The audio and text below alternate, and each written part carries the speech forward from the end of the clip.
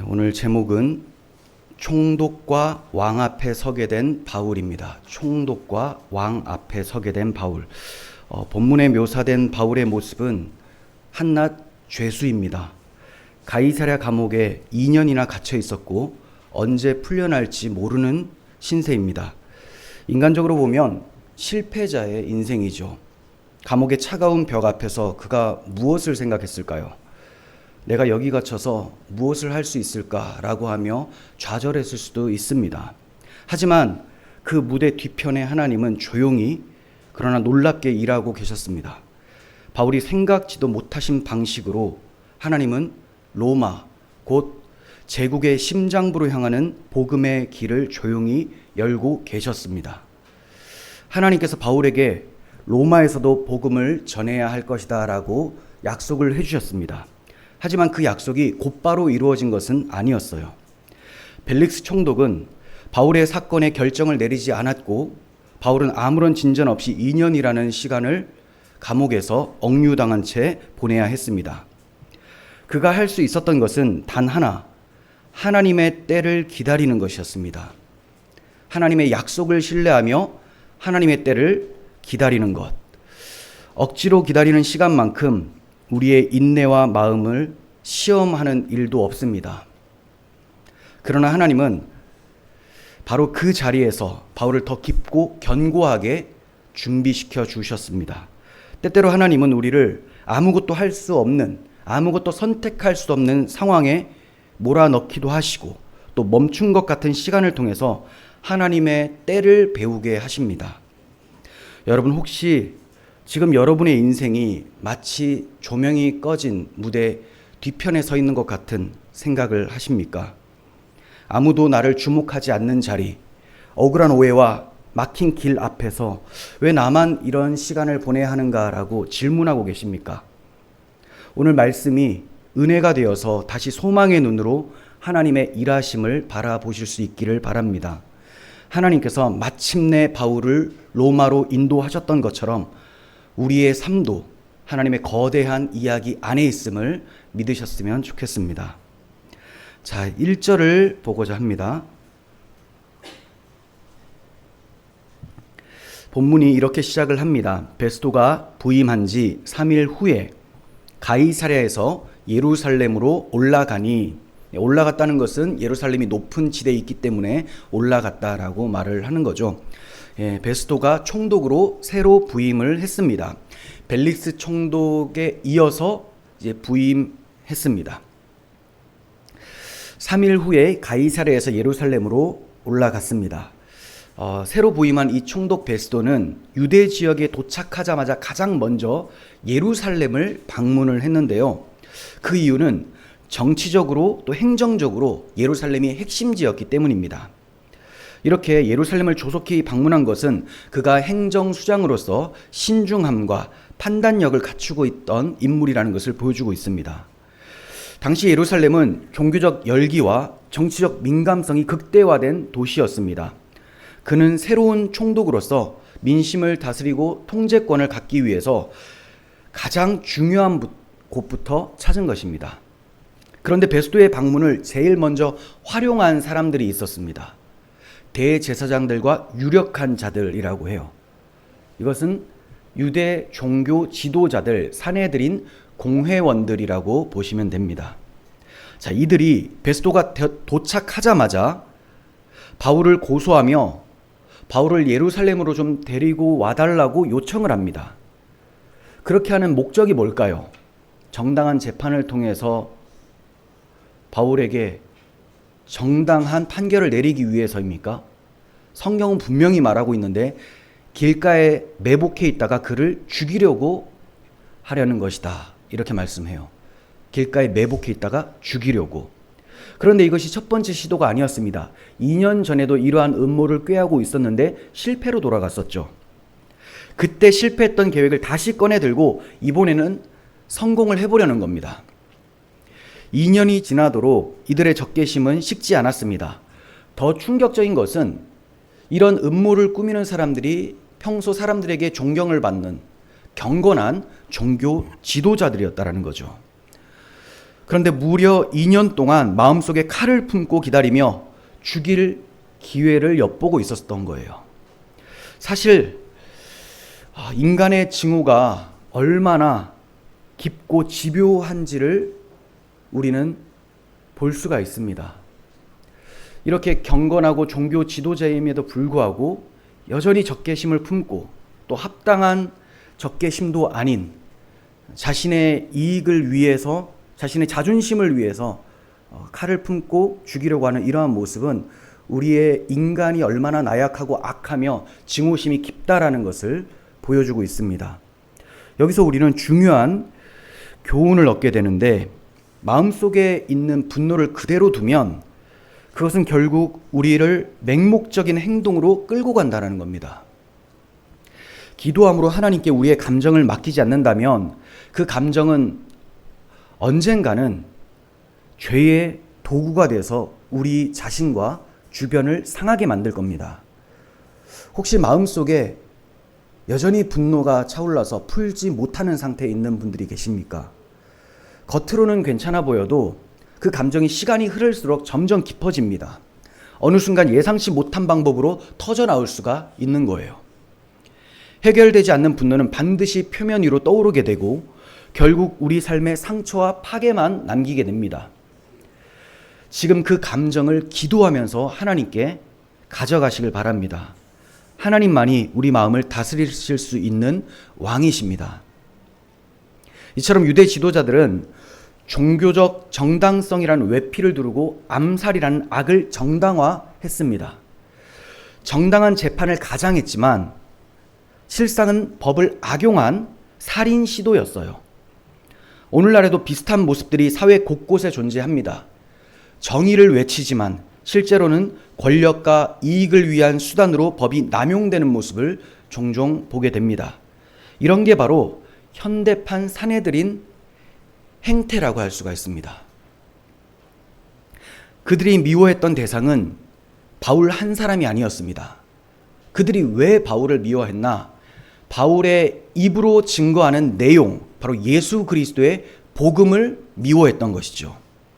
그러니까 복음을 뿌리째 뽑기 위한 사탄의 간계한 술수, 사탄의 대적이라고 할 수가 있는 것입니다.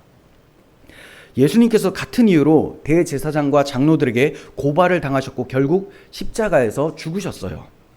바울 역시 예수 그리스도의 고난에 참여한 자로서 같은 길을 걷고 있는 것입니다. 그러나 이 모든 계략 속에서 하나님은 조용히 일하고 계셨습니다. 인간은 음모를 꾸미지만 하나님은 그 위에서 하나님의 뜻을 이루어 가십니다. 유대 지도자들의 살기 어린 시도는 오히려 바울을 로마로 보내는 디딤돌이 될 것입니다. 여러분, 하나님의 섭리는 결코 꺾이지 않는다는 것을 우리는 보게 될 것입니다. 베스도는 바울을 데려와 달라는 대제사장들의 요청을 받아들이지 않았습니다. 바울이 가이사랴에 구류되어 있고 자신도 조만간에 내려갈 것이니 유력한 자들이 함께 동행해서 가이사랴로 내려가 그를 고발하라라고 말을 합니다. 표면적으로는 그가 행정적인 판단을 한 것으로 보여집니다. 새로 부임한 총독으로서 일방적인 그들의 주장을 무조건 수용할 수는 없었던 것 같습니다. 하지만 여기에는 하나님의 간섭이 있었다는 것을 잊어서는 안 됩니다. 바울은 예루살렘으로 끌려가면 죽을 수밖에 없는 신세죠. 하지만 하나님은 이방 총독의 입을 통해서 바울을 보호해 주셨습니다. 바울이 지금 죽게 되면 로마로 보내시겠다는 하나님의 뜻이 좌절되고 말기 때문에 하나님은 자신의 뜻을 위해서라도 자신의 증인을 보호할 수밖에 없으셨던 거예요. 우리도 알지 못하는 가운데 하나님의 손길에 의해 보호받는 순간들이 있습니다. 나는 몰랐지만 어떤 상황을 하나님께서 주관해 주셔서 나를 지켜주시는 경우들이 너무나 많다는 것이죠. 내 생각으로는 왜 나한테 이런 일이 일어나지라고 혼란스러워할 수 있지만 사실은 하나님의 간섭이었고 우리를 하나님 앞으로 인도하시는 여정이었다는 것을 믿으셨으면 좋겠습니다. 베스도는 예루살렘에 8일 또는 10일 정도 머문 후에 가이사랴로 내려가서 다음 날 공식 재판을 엽니다.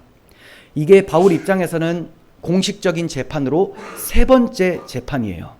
바울은 또다시 말도 안 되는 고발에 대해서 잘 해명해야 되는 그런 상황에 놓였습니다. 유대인들은 바울을 둘러싸고 여러 가지 중대한 사건으로 고발을 하는데 능히 그 고발이 사실이라는 것을 증명해내지를 못합니다. 총독 입장에서도 황당했겠죠. 아니 뭔가 고발은 열심히 하는데 증거가 없는 겁니다. 입증이 안 되는 거예요. 그러면 그들이 고발했었던 중대한 사건이 무엇일까요? 성경은 지금 기록해 놓지 않고 있지만 바울의 해명을 통해서 어떤 것이 중대한 고발이었는지 충분히 알 수가 있어요. 바울이 8절에서 이렇게 얘기를 합니다. 유대인의 율법이나 성전이나 가이사에게나 내가 도무지 죄를 범한 것이 없다라고 해요. 율법, 성전, 가이사, 여기에 자기가 죄 지은 게 없다고 했죠. 그러니까 총 3가지 중대한 문제로 고발한 것으로 우리는 볼 수가 있습니다. 첫 번째, 바울을 율법 폐기론자로 봤다는 거죠. 율법을 무시하는 자, 또 성전을 업신여기는 자로 봤었던 거예요. 성전을 모독하는 자. 그리고 가이사의 권력에 대항하는 자, 반역자로 매도하고 있었던 것입니다. 여기서 가이사라는 단어가 처음으로 등장을 하는데요. 이 가이사라는 표현은 영향력이 매우 컸었던 율리우스 카이사르에서 비롯된 황제의 대명사입니다. 그런데 이 당시 그러면 가이사가 누구냐? 어떤 자가 황제냐? 네로였어요. 지금 AD 59년으로 추정이 됩니다. 지금 이 상황이. 그리고 60년 이후부터 정신이 나가서 박해가 시작이 되거든요. 그러니까 아직까지는 정신이 나가지 않은 상태. 자, 이런 로마 황제 가이사 네로에게 지금 반역한 것이 없다라고 지금 바울이 얘기를 한 거죠. 바울을 고발한 자들은 전임 총독 벨릭스 때 자신들이 고발했었던 내용들이 전혀 받아들이지 않은 것을 참고해서 이번에도 똑같이 고발한다면 베스도가 거절할 것이라는 것을 눈치챈 것 같아요. 자, 그래서 성전이나 자기들의 율법 같은 걸로는 바울을 죽일 수가 없다고 판단이 돼서 하나를 덧붙인 것이 가이사에게 반역한 자다라고 얘기를 한 것 같아요. 자, 그렇다면 이제 로마 입장에서도 이 사람을 처벌을 해야 되는 상황인 거죠. 사형이죠, 사형. 자, 그런데 입증이 안 되는 거예요, 입증이. 자, 이렇게 말도 안 되는 거짓 고발로 바울만 괴롭혔던 것이 아니고 바울이 증거하고 있었던 바울의 주님, 우리의 주님 예수 그리스도도 그렇게 고발을 했습니다. 황제에게 반역하는 자라고. 베스도는 딜레마에 빠집니다. 지금 신임 총독이었기 때문에 유대인들의 지도자들에게 좋은 인상을 심겨줘야 되는 것도 맞아요. 그들의 마음도 사야 됩니다. 하지만 바울의 죄를 입증할 만한 것이 하나도 없는 상황에서 로마 시민권자인 바울을 처벌한다는 것은 있을 수가 없는 거예요. 자, 그래서 결국 타협안을 제시하는데 바울아, 예루살렘에서 신문을 받겠느냐? 이렇게 묻습니다. 자, 이것은 굉장히 바울 입장에서는 죽으라는 말이죠. 거기 가게 되면 이 유대인들이 얼마나 그를 죽이려고 하는데 이런 제안을 한다는 것 자체가 베스도가 올바르지 못한 상태다라고 할 수 있습니다. 물론 벨릭스보다는 훨씬 더 좋은 총독으로 평가되어 있는 것이 역사적 평가입니다. 하지만 좀 우유부단한 상태였었던 베스도의 모습을 지금 보여주고 있는 거예요. 자, 바울이 이런 제안에 즉시 상소를 합니다. 11절을 보시면 만일 내가 불의를 행하여 무슨 죽을 죄를 지었으면 죽기를 사양하지 아니할 것이나 만일 이 사람들이 나를 고발한 것이 다 사실이 아니면 아무도 나를 그들에게 내줄 수 없나이다. 내가 가이사에게 상소하겠습니다. 이렇게 얘기를 합니다.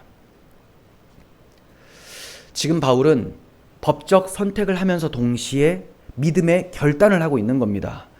바울이 단순히 자기 목숨을 보존하려고 가이사 앞에 상소를 한 걸까요? 아닙니다.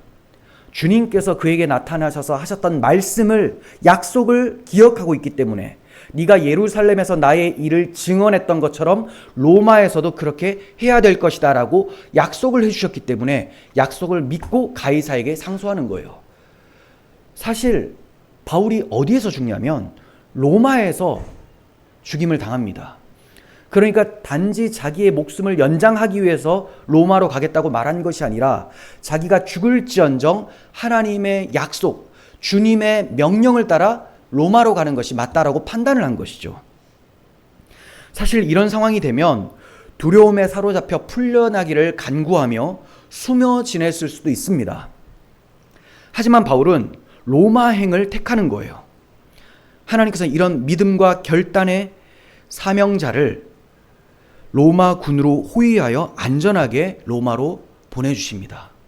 만약에 그가 그냥 풀려났다면 오히려 위험할 수 있습니다. 물론 숨겠죠. 하지만 유대인들의 눈이 얼마나 많습니까? 잡혀 죽을 위기에 처할 수가 있어요. 하지만 그가 믿음으로 결단을 하자 오히려 많은 병사들이 그를 호위하여 가이사의 법정까지 데려가준다라는 거죠. 죄수의 신분 같지만 하나님의 대사로 갈 수 있도록 하나님께서 호위병들을 만들어 주시는 겁니다. 여러분, 중요한 것은 두려움으로 내 살 길을 선택하느냐, 믿음으로 사명자의 길을 선택하느냐입니다. 우리에게도 두려운 현실 앞에서 세상의 논리와 타협하지 않고 오직 믿음으로 결단해야 될 순간들이 찾아올 수 있습니다. 그때 바울처럼 담대히 믿음의 발걸음을 내디디시기를 바랍니다.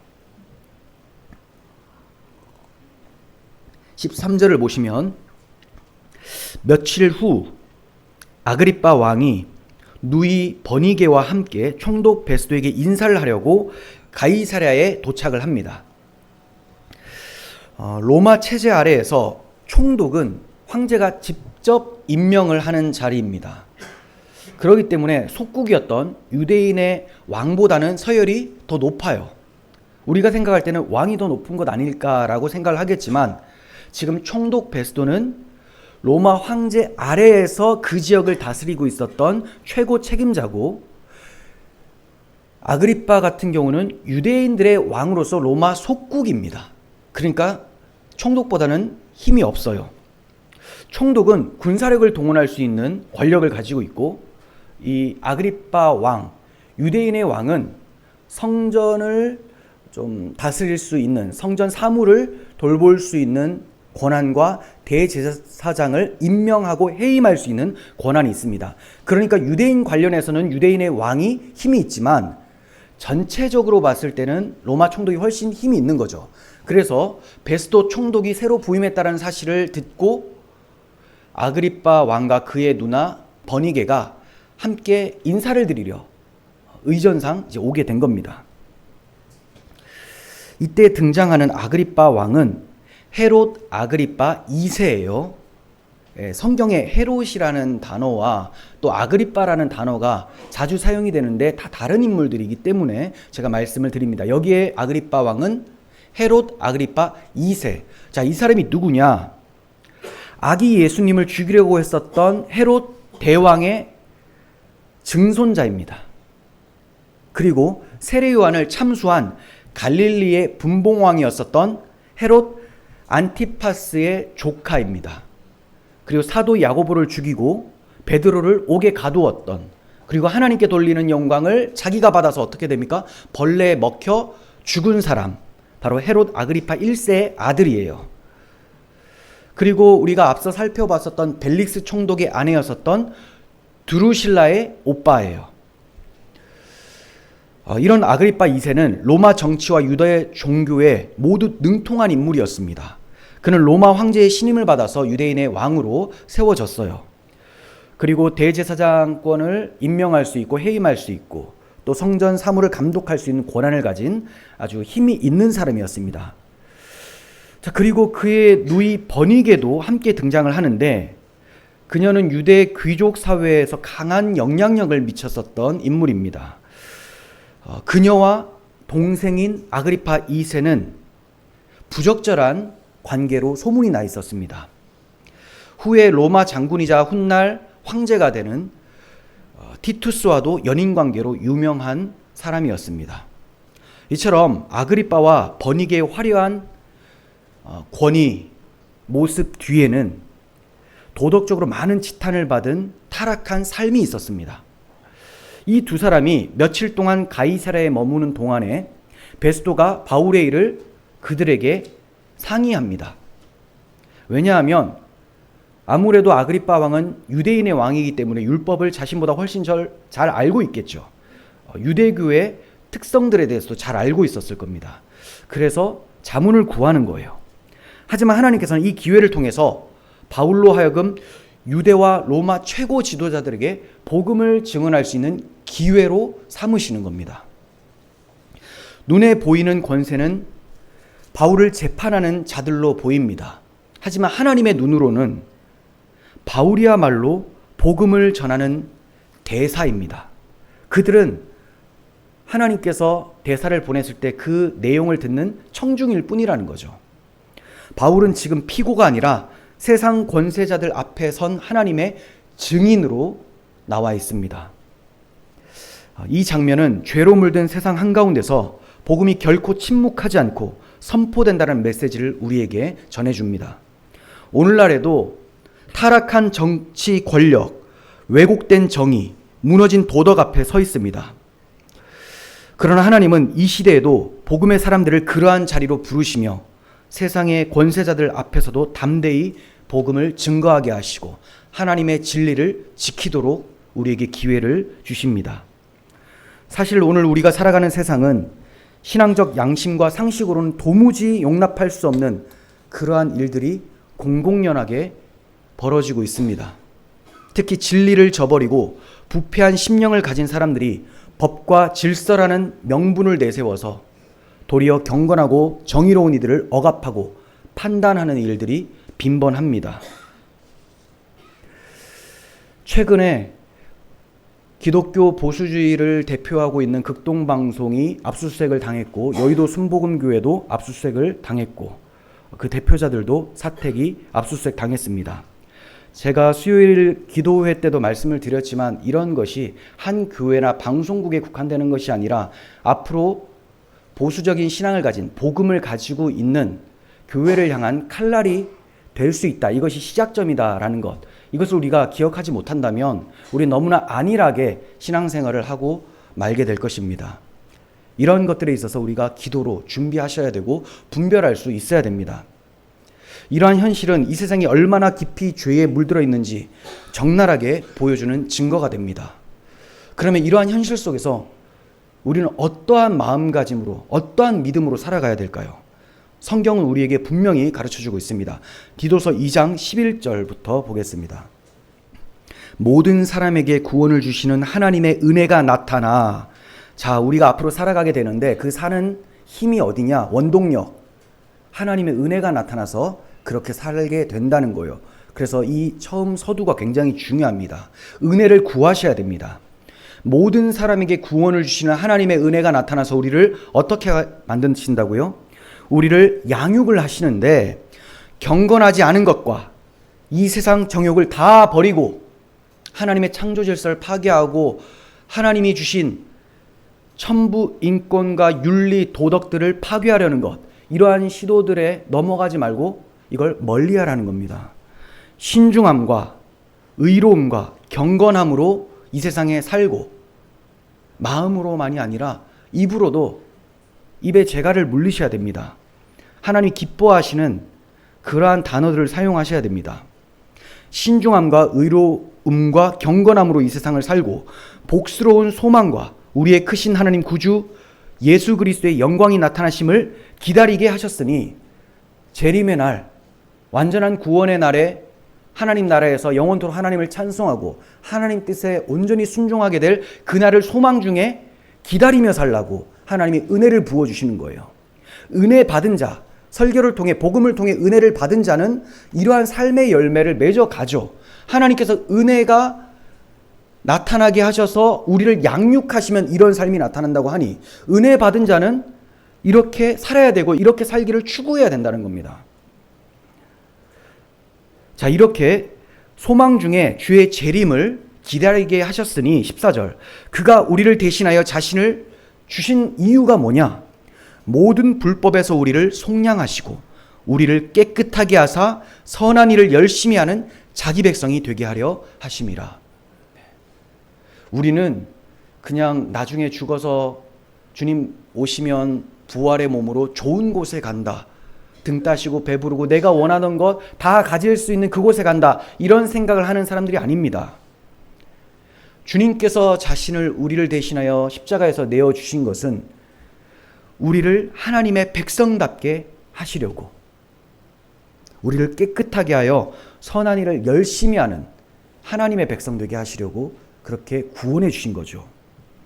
그러니 천국 가는 것이 목적이 아니고 천국 백성답게 살아가며 하나님께 기쁨을 드리는 자로 세워주시기 위한 것, 이것이 대속의 목적입니다.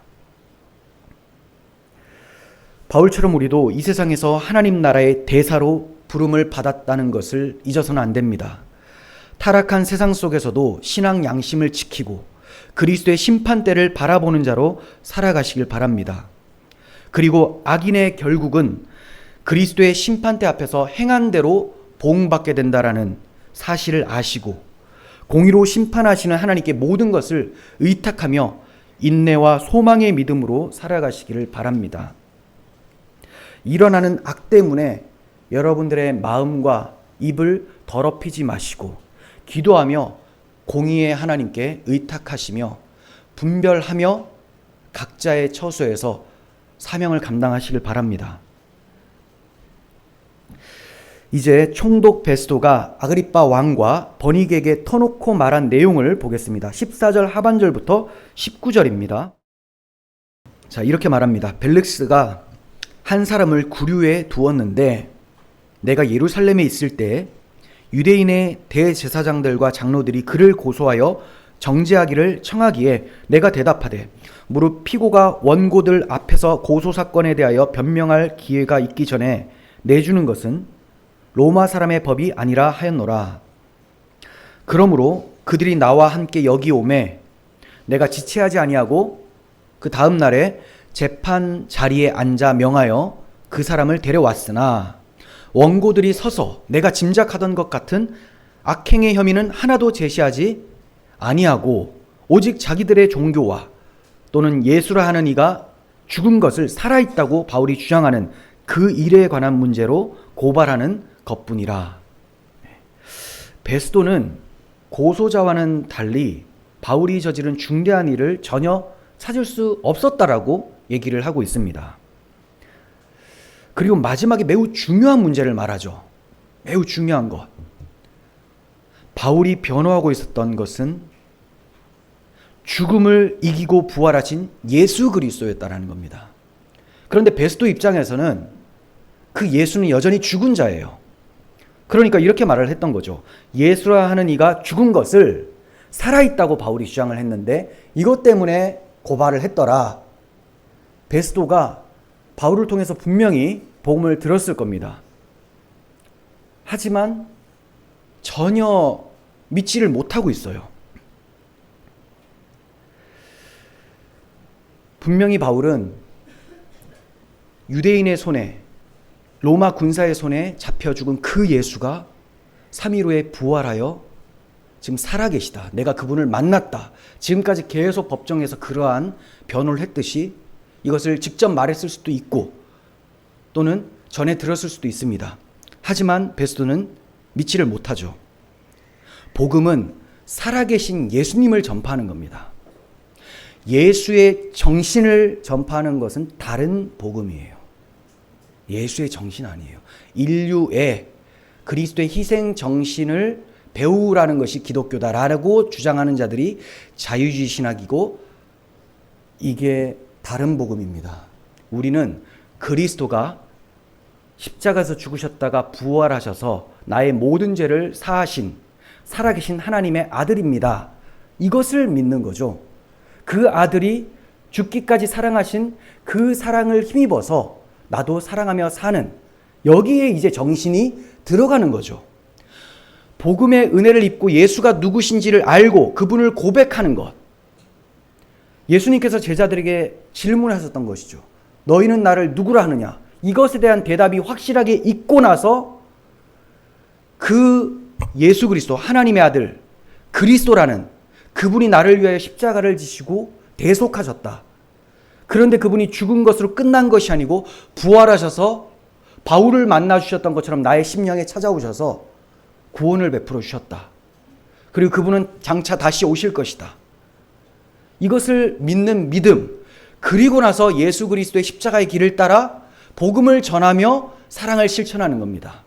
그 길이 험하죠. 왜냐하면 사람들이 그 복음을 듣지 않으니까, 그 복음을 미워하니까 조롱하고 박해를 합니다.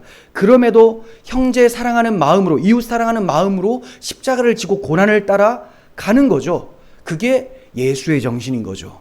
그냥 저 사람 인정해 주십시다, 이 사람의 주장도 인정해 주십시다, 이런 것이 사랑이 아니고, 진리가 있는데 이 진리를 전파하는 데 고난이 다가와도 이 영혼을 구원하기 위해서 내가 마땅히 감수하겠다. 이게 예수의 사랑이고 정신입니다. 복음은 살아계신 예수님을 선포하는 거예요. 바로 이 지점에서 유대 종교는 바울과 충돌을 하고 로마 권력은 당황하게 되는 겁니다. 이 지점에서 이 세상 사람들도 당황하고 충돌을 하게 되는 거예요. 총독 베스도는 솔직히 고백합니다. 내가 이 일에 대하여 어떻게 심리할지 모르겠습니다. 내가 어떻게 처리해야 될지를 모르겠습니다. 이 말은 정치적 중립이 아니라 영적 무지의 고백이기도 합니다. 그는 복음의 본질을 이해하지 못했고 로마법으로도 이 문제를 판단할 수 없었습니다. 많은 이들이 베스도와 같습니다. 복음을 들었지만 그 의미가 무엇인지도 모르고 진지하게 받아들이지도 못합니다. 하지만 하나님께서는 그런 사람들에게도 기회를 주세요. 베스도는 이 복음의 메시지를 받아들이든지 외면하든지 선택을 해야 했습니다. 그리고 복음을 듣는 지금 우리도 선택을 해야 합니다. 이 복음 앞에서 나는 어떻게 반응할 것인가? 베스도의 말을 들은 아그리빠는 자신도 바울의 말을 듣고 싶다고 얘기를 합니다. 아그리빠는 유대교를 잘 아는 사람이죠. 대제사장을 임명할 수 있을 정도면 당연히 유대교를 잘 알고 복음에 대해서도 어느 정도 들었을 겁니다. 그런데 지금 복음을 전하는 바울의 말을 듣고자 요청을 하고 있습니다. 이게 어떻게 가능합니까? 주님께서 전에 아나니아라는 사람을 통해서 약속하신 것이 성취되고 있는 거예요. 갑자기 유대인의 왕이 바울에게 복음을 듣겠다라고 하는 것이 아니고, 주님께서 이미 전에 아나니아에게 바울 이 사람은 내 이름을 이방인과 임금들과 이스라엘 자손에게 전파하기 위해서 내가 택한 그릇이다 라고 말씀하셨어요. 그러니까 지금 정말 이방인, 로마로 가야 되죠. 임금들, 총독이나 왕들에게 지금 복음을 전파하고 있죠. 이스라엘 자손에게, 유대인들에게 전파하기 위해서 택한 나의 그릇이다. 이 약속의 말씀이 성취되고 있는 겁니다. 주님의 약속의 말씀은 하나도 땅에 떨어지는 것이 없이 다 이루어집니다. 여기서 우리는 성령의 역사, 하나님의 복음 계획이 얼마나 정밀하게 진행되는지를 보게 되는 거예요. 사람은 우연이라고 부르지만 하나님은 모든 순간 하나님의 계획을 가지고 계십니다. 그리고 그 계획대로 역사는 진행이 됩니다. 복음은 오늘도 우리가 상상하지 못하는 자리까지 나아갑니다. 나는 그냥 내 친구 정도에게 복음 전하는 것이 다가 아닐까라고 생각할 수 있지만, 더 어려운 자리, 더 험난하고 방해가 많은 자리까지도 하나님께서 원하고자 하시면 그 자리로 우리를 세우실 수 있다는 거죠. 거기서 우리는 바울처럼 담대하게 반응해야 됩니다. 복음을 숨기지 않고 선포하느냐, 아니면 주눅들어 복음을 왜곡하느냐, 이것은 그때 우리의 선택입니다. 바울은 죄수로 붙잡힌 사람이었지만 사실은 복음의 전달자, 하나님의 대사였습니다. 세상은 그를 억누르고자 했지만 하나님은 그를 높이 들어 권세자 앞에 세우셨습니다. 우리도 이와 같습니다. 우리는 세상 속에서 약해 보일 수 있습니다. 오해를 받을 수가 있고 억울한 누명을 쓸 수가 있습니다. 하지만 하나님은 우리의 모든 상황을 사용하셔서 복음의 통로로 삼아주세요. 여러분을 억누르는 상황이 무엇입니까? 여러분의 믿음의 자리를 시험하는 것이 무엇입니까? 그 자리에서 바울처럼 담대하게 서시기를 바랍니다. 두려움 대신 믿음으로 반응하시길 바랍니다. 그것이 때로는 불의에 맞서 진실을 말하는 용기일 수 있습니다. 때로는 나를 힘들게 하는 사람에게도 그리스도의 사랑을 보여주는 인내일 수도 있습니다. 때로는 내 삶의 고난 속에서도 흔들리지 않는 믿음으로 하나님의 살아계심을 증언하는 것일 수도 있습니다. 찬송가의 가사처럼 주 나의 반석이시니 그 위에 내가 서리라, 이렇게 고백하며 여러분이 흔들리지 않는 터전, 진동치 않는 나라를 받았다라는 것을 기억하며 담대히 서시기를 바랍니다. 반석 위에 선 자는 누구 앞에서도 복음을 말할 수 있습니다. 내가 복음을 부끄러워한다면 반석 위에 굳게 서지 못하였으니 반석 되시는 예수 그리스도께 기도하십시오. 그리고 여러분들이 알고 있는 복음을 다시 한번 깊이 연구하시고 묵상하십시오. 그러면 하나님께서 반석이신 그리스도 복음 위에 굳게 세워주실 것이고, 총독 앞에서도 왕 앞에서도 억압과 권세 앞에서도 담대히 하나님의 뜻을 따라 살도록 만들어내실 것입니다. 하지만 그러한 담대함은 한순간에 일어나는 것이 아닙니다. 바울이 외롭고 고된 감옥 안에서 하나님의 무대를 준비했던 것처럼 지금 우리 삶의 무대 뒤편에 있는 것 같은 흑암일지라도 그 상황 속에서 복음의 증인으로 준비되시기를 바랍니다. 하나님은 그 보이지 않는 순종을 기억하시며 마침내 우리를 세상의 힘과 권세 앞에 세우셔서 하나님의 증인이 되게 하실 것입니다. 비록 나약해 보일지라도 주님의 손에 붙잡힌 죄인은 하나님께서 의인으로 칭해 주시고 귀한 하나님의 편지로 사용해 주실 것을 믿으시는 우리 모두가 되었으면 좋겠습니다. 기도하겠습니다. 하나님 아버지, 우리는 부족하고 게으르고 나태하고 반역하는 자이나 하나님께서 우리 안에 소원을 두시고 행하시기에 날마다 은혜를 베풀어 주시기에 우리가 양육되어 신중함과 경건함으로 이 세상을 살고 더러운 것을 버리고 선한 일을 열심히 하는 하나님의 자녀로 세워져 가고 있음을 고백합니다. 하나님, 이러한 우리가 날마다 천지를 창조하시고 역사의 주관자 되시는 하나님께 기도하게 하시고 우리의 마음을 토로하게 하시며 모든 것을 하나님께 의탁함으로 하나님의 손에 이끌려 쓰임받는 자가 되게 하여 주시옵소서. 하나님, 무기력한 인생이 아니라 소망을 갖고 약속을 바라보며 힘있게 주의 백성으로 살아가는 이 시대의 주의 대사들이 되게 하여 주시옵소서. 우리 구주 예수 그리스도의 이름으로 기도합니다. 아멘.